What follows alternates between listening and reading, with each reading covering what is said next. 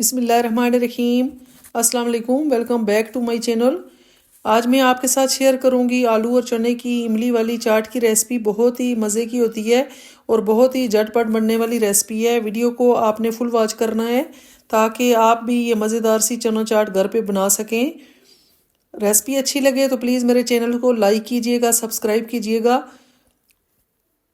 तो चलिए रेसिपी को स्टार्ट करते हैं। बिस्मिल्लाहिर्रहमानिर्रहीम। सबसे पहले हमने 2 कप चने लिए हैं। इनको हमने पहले से बॉईल कर लिया था। इनको रात भर हमने भिगो के रखा था और उसके बाद हमने 30 मिनट लगे हमारे इनको बॉईल होते हुए। उसके बाद हमने एक मीडियम साइज़ की प्याज कट कर ली थी छोटी छोटी, वो ऐड की है। एक टमाटर हमने लिया था मीडियम साइज़ का, वो ऐड कर दिया है। बंद गोभी ली है थोड़ी सी, 1/2 कप, वो ऐड कर दी है। हरी मिर्चें ली हैं 2 से 3, अगर आप बच्चों के लिए ना डालें तो स्किप कर सकते हैं। मैंने भी थोड़ी सी डाली हैं। आलू हमने लिए हैं 2 बड़े साइज़ के, उनको हमने बॉईल कर लिया था, वो ऐड कर दिए। अच्छा, ये स्पाइसेस ऐड कर देंगे। चाट मसाला हमने ऐड किया है 2 टेबल स्पून।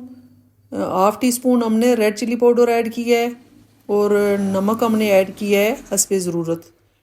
हरी मिर्चें, पुदीना और हरी मिर्चों का पेस्ट मैंने बना लिया था 1 प्याली, मैंने वो ऐड किया है।